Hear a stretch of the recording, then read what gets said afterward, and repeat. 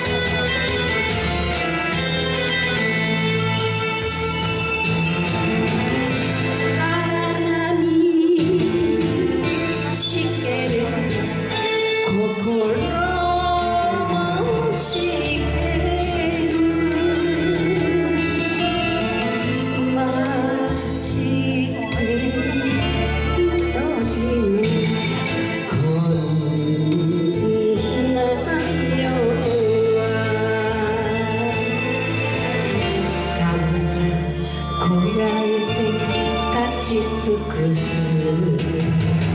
岬は吹いて行き嵐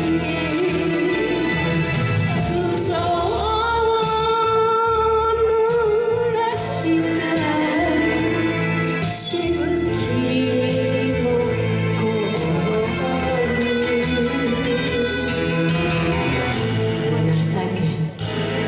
情け冷たい定め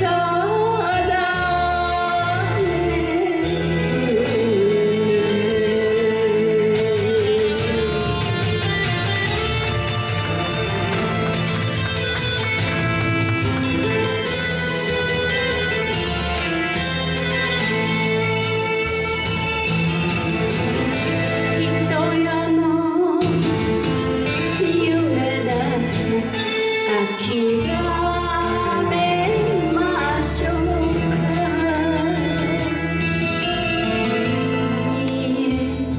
未練が後を引く私あなたのなんですか二人で暮らしたこの街に春の知らせはいつの届く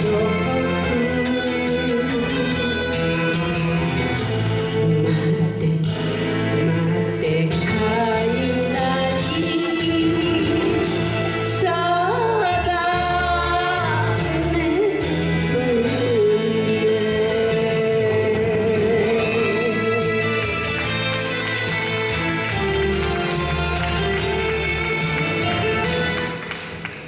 ありがとうございました。